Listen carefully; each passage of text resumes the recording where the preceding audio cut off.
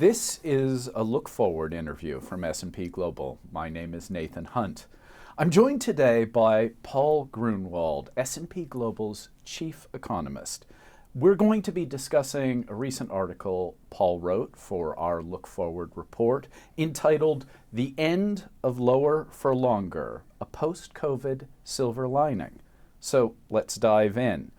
Paul, was lower for longer ever a conscious policy on the part of central bankers, or was it the Vietnam of monetary policy, a circumstance they fell into and couldn't get out of? Right. Well, I think the lower was very intentional, right? Because inflation was running well below target and there was an absence of demand. So if you're the monetary authority in that instance, you want to push rates as low as possible to, raise asset prices, lower the cost of borrowing and stimulate the economy. The longer part wasn't planned. I haven't gone back and read the initial statements from the central banks recently, but I would imagine that they were envisaging this to maybe last for a year or so, and then we would go back to something that looked like normal, and here we are 2 decades later. Cheap money sounds like a good thing. I like money, you like money. What were the negative consequences of cheap and abundant money? Right. Well, at the individual level, you and I, I'm sure, like cheap money, but at a macro level, it's a little bit, less, let's say, beneficial. So what does extraordinarily cheap money do? One is it artificially inflates asset prices. That's financial assets as well as physical assets such as housing and real estate. It engenders a search for yield. So if you're running a pension fund or an endowment and you need a certain amount of return, you've got to go out the credit and the risk curve to get that. And it also complicates the role of central banks, because if you can only raise or lower interest rates to zero and you need to go lower, that's gonna cause problems as well. So a lot of potential negatives around cheap money, although on the surface, as you said, it sounds sort of nice to have.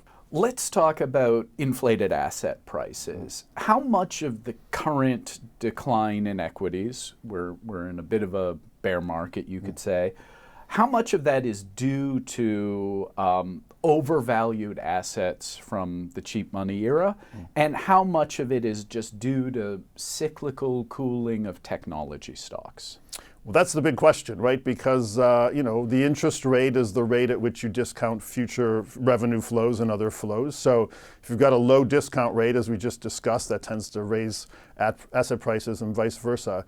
If we're in this world where lower for longer is ending and we're having structurally higher interest rates, we're going to have some sort of permanent loss on equity prices and housing prices.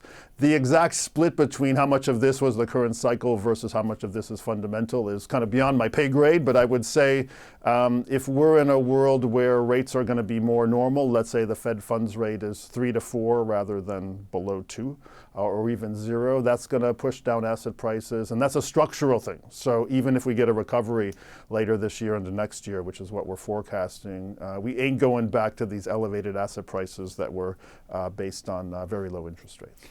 Let me dig into this a little bit just to make sure I understand. When you talk about a discount rate and its relationship to the interest rate established by central banks and how that affects asset prices, can you explain that a little bit? Yeah, so let's say I've got a bunch of profits that are coming 10 years down the road. Well, if you're going to wait around for 10 years and you've got another, let's say, project or investment where profits are coming 1 or 2 years down the road, how are you going to invest or think that the 10-year example is good? Well, maybe you're not discounting the future at very high rates. So if it's 0, if interest rates are 0, you're kind of indifferent if you get it in year 0 or year 10. That might favor the longer term asset, including if they put some big number or some big text story, whatever. But what we've seen over the last year or so is as interest rates are rising, you're sort of really discounting those future flows and you're kind of paying more attention to the shorter term flows. So just to use an example of tech, you've got a lot of good stories, maybe no short-term profits, maybe it's kind of a medium-term story. Those medium-term stories where you ain't getting anything for the next couple of years, they look much less attractive if you're discounting the future at a higher rate. So those sorts of things are getting dinged in the markets right now. Inflation was the big story last year. In the article you wrote, you suggest that prices will continue to climb due to some broader trends, and you specifically referenced supply chain redundancies or the desire to establish supply chain redundancies and the energy transition. How will that affect interest rates? Right. Well, the supply chain for us is more of a price thing, and the green transition is more of an interest rate thing, although those are obviously related. Well, one of the lessons from COVID is that supply chains need to be re-examined. The way I like to say this is supply chains passed the efficiency test, but they failed the resiliency test. So we went through decades where supply chains were squeezed at both ends and everything was efficient and it was sort of frictionless, and you moved production and logistics and everything else to where the costs were the cheapest. And as long as the world is behaving normally, that's a super efficient way to run your global production chains. If you have a big disruption like COVID, where economic activity stops or people can't get to work or other things sort of gum up the system, then you have a resiliency test, and I think it's fair to say supply chains failed the resiliency test. So what does that mean?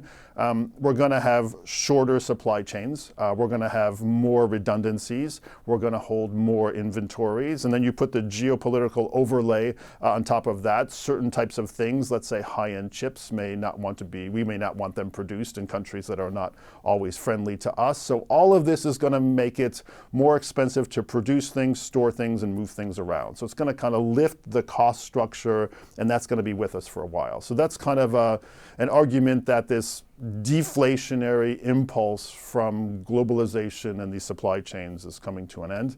And then the other one is the green transition, and I think that's another wake-up call from COVID. So we've seen an acceleration in interest toward renewables and green financing and sustainable investment.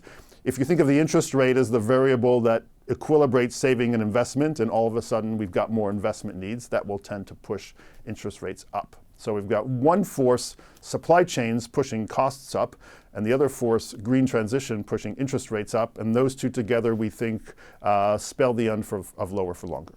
Looking at historical interest rates, it still looks like our present interest rates are pretty low. Are we really out of lower for longer? Is this back to normal? Well, if we were millennials, we'd be complaining about the level of interest rates right now. But you and I have been around a bit longer, and as we were discussing before we went on air, my first mortgage was 7.5%, and I was over the moon. That was a very good rate.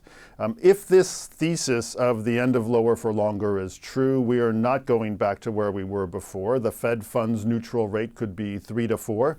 The yield curve for risk would be on top of that. So we should get used to mortgage rates, borrowing rates, everything else being higher, perhaps structurally higher than it was going into COVID.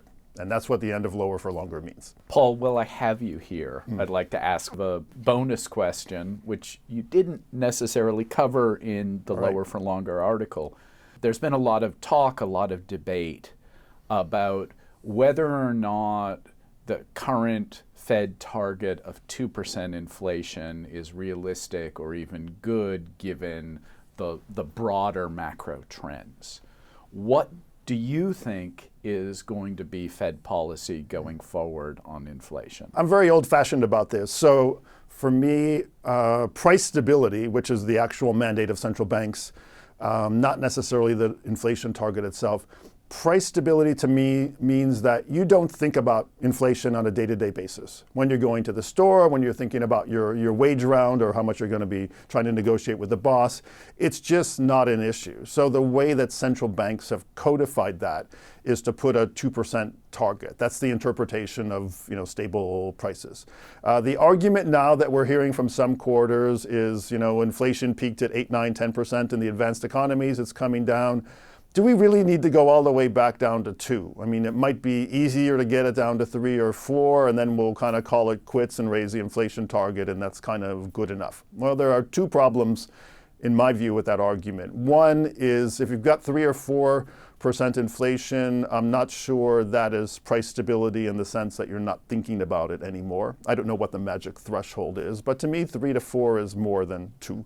But the other thing is, if we're going through this exercise every cycle, what happens in the next cycle where we get an uptick in inflation, and let's just hypothesize that it goes to 8 or 10 again, and then we're going to say, well, it's kind of hard to get it down to 3 or 4, let's settle for 5 or 6. So that's not what we call a dynamically consistent argument. So it may be a little bit of extra pain to get inflation down to 2 and get expectations of inflation anchored around 2, but I happen to think it's worth it, because the danger is we start to go down this slippery slope and 2 becomes 3, 4 becomes 5, 6, and then we have a problem. We've seen very clearly, by the way, over the last year, what happens when central banks lose a little bit of credibility, right? I think it was still this time last year we were having the transitory versus persistent inflation debate. We know how that turned out, and we know that central banks are going to be leaning toward being tougher this year. So that all is the same issue to me. It's about credibility, and people like the 2% target. Maybe economists like the 2% target more than others, but I think it's worth fighting for and defending and keeping that one. Thank you so much for joining me, Paul. My pleasure. To read Paul's article and the other articles in our Look Forward report, please visit the show notes. Thank you.